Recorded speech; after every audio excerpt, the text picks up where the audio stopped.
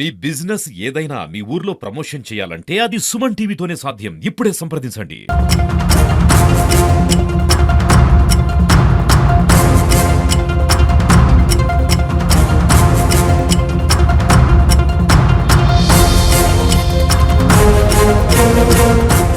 ప్రస్తుతం మనం వేములవాడ దేవాలయ అనుసంధానమైన తిప్పాపూర్ గోశాలలో ఉన్నాం.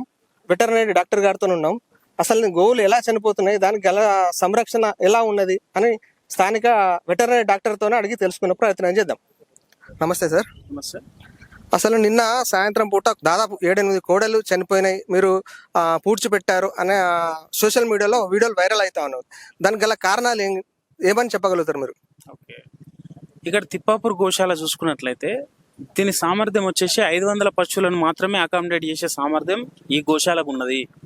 గత నెల రోజులు చూసుకున్నట్లయితే మనకు భక్తులు ఎక్కువ మొత్తంలో గోవులను దేవుడికి ఇవ్వడం వల్ల మనకి సంఖ్య అనేది దాదాపు 1200 వరకు రీచ్ అయింది. ఈ 1200 వరకు రీచ్ అవ్వడం వల్ల ఇక్కడ ఉన్న స్పేస్ అనేది అకామిడేట్ చేయలేకపోతున్నాము. సో ఈ ఓవర్ క్రౌడింగ్ వల్ల ఏవైతే చిన్నగా ఉన్నాయి, అనారోగ్యంగా ఉన్నాయి, కొంతవరకు చనిపోయిన మాట అనేది వాస్తవం.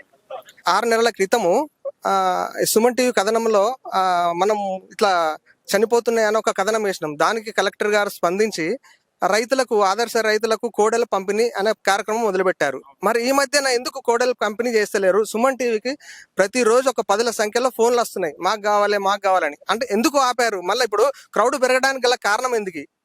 ఇప్పుడు ఈ కొడలు ఎందుకు ఆపినాం అంటే, ఇప్పుడు కమింగ్ డేస్ లో బక్రీద్ ఉంది. బక్రీద్ ఫెస్టివల్ లో జనరల్ గా కౌస్ ని స్లాటరింగ్ కు పంపిస్తా ఉంటారు. అక్కడ మిస్యూజ్ అయ్యే అవకాశాలు ఉన్నాయని చెప్పేసి కలెక్టర్ గారు ఒక గొప్ప ఆలోచనతోనే ఈ బక్రీద్ ఫెస్టివల్ అయ్యాకనే మనం డిస్ట్రిబ్యూట్ చేద్దామన్న ఆలోచనతోని కలెక్టర్ గారు ఉన్నారు. ఇందాక వచ్చినప్పుడు కూడా అదే ఇన్స్ట్రక్షన్స్ మాకు ఇచ్చారు. బక్రీద్ ఫెస్టివల్ దాదాపు ఒక 1 వీక్ లో అయిపోతుంది. అయిపోయాక మనం డిస్ట్రిబ్యూషన్ చేసేస్తాం రైతులకు. ఓకే, బక్రీద్ ఫెస్టివల్ కోసం ఆపారా అంటారు. దానికి సంబంధించి ఇప్పుడు క్రౌడ్ పెరిగినప్పుడు సిబ్బందిని ఏమన్నా పెంచుకున్నారా, లేదా అదే సిబ్బందితో మెయింటైన్ చేస్తున్నారా? సిబ్బంది కొరత ఉన్నది వాస్తవమే. ఇక్కడ అది మేనేజ్మెంట్ ఆస్పెక్ట్ వాళ్ళు చూసుకోవాల్సింది. మేము ఓన్లీ వెటర్నరీ డిపార్ట్మెంట్ వాళ్ళం. వీటికి సిక్ యానిమల్స్ ని ఐడెంటిఫై చేయడం, వాటికి ట్రీట్మెంట్ చేయడం వరకే మా రోల్ ఉంటుంది ఇక్కడ. ఓకే, ఇప్పుడు మీరు వెటర్నరీ డాక్టర్ అన్నారు కదా, ఇప్పుడు వారానికి ఎన్ని రోజులు దీన్ని పర్యవేక్షణ చేస్తారు? మీతో పాటు ఇంకా సహాయ సిబ్బంది ఎంతమంది ఉంటారు? మేము ప్రతిరోజు ఉదయం ఇక్కడికి వచ్చి మానిటర్ చేస్తూ ఉంటాం. మాతో పాటుగా మా పారా స్టాఫ్ ఉంటారు. నెక్స్ట్ గోశాలకు కూడా ఒక 2 VA వెటర్నరీ అసిస్టెంట్స్ ఉన్నారు. వాళ్ళు రెగ్యులర్ ఇక్కడే ఉంటారు. వాళ్ళు కూడా రెగ్యులర్ గా మానిటర్ చేస్తూ ఉంటారు. ఓకే, ఈ రోజు కూడా ప్రొద్దున కూడా చనిపోయానని వార్తలు వెలువడుతున్నాయి. దీనికి చనిపోకుండా ఉండడానికి మీరు తీసుకునే చర్యలు ఏంటి? ఇప్పుడు మనకు చనిపోతున్నాయి మెయిన్ గా ఏంటంటే చిన్న 6 months బిలో ఉన్నాయి, 6-7 నెలల వయసులో ఉన్నాయి, చనిపోతా ఉన్నాయి. మేము ఏం చేసినా కలెక్టర్ గారు మాకు ఏం ఇన్స్ట్రక్షన్ ఇచ్చారంటే, ఈ 6-7 నెలల వయసు ఉన్నాయి, ఇందులో నుంచి సపరేషన్ చేసినాం. వాటిని సపరేట్ చేసి అక్కడ ఉన్న షెడ్లలో మనం షిఫ్ట్ చేయడం జరిగింది. అందులో సిక్ యానిమల్స్ ని మనం ఐడెంటిఫై చేసేసి వాటికి ఈరోజు అన్నిటికీ ఫ్లూయిడ్ థెరపీలు స్టార్ట్ చేసాము. రెగ్యులర్ గా చేస్తూ ఉంటాము. రెగ్యులర్ గా డివార్మింగ్ కానీ, గాలికుంటు టీకాలు కానీ, LSD లంపీ స్కిన్ డిసీజ్ సంబంధించిన అన్ని టీకాలు మనం అన్ని పశువులకు వేయడం జరిగింది ఆల్రెడీ. ఇందులో కూడా ఇంకా ఏమైనా సిక్ యానిమల్స్ ఉంటే ఐడెంటిఫై చేయడం జరిగింది. వాటికి ట్రీట్మెంట్ కూడా రోజు నడుస్తూ ఉన్నది. థ్యాంక్ యూ అండి.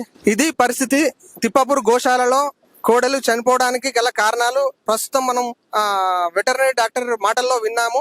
ఆలయ అధికారులు కూడాను, ఈఓ గారు కూడాను, AEO గారు కూడాను దీనికి స్పందించి సరైన సంరక్షణ తీసుకొని తిప్పాపూర్ గోశాలలో ఉన్న కోడలను సంరక్షించగలరని, భక్తుల మనోభావాలు దెబ్బతినకుండా కోడలను సంరక్షించే బాధ్యత అధికారులు తీసుకోవాలని ఇంతకుముందే కలెక్టర్ గారు అధికారులకు సూచించారు.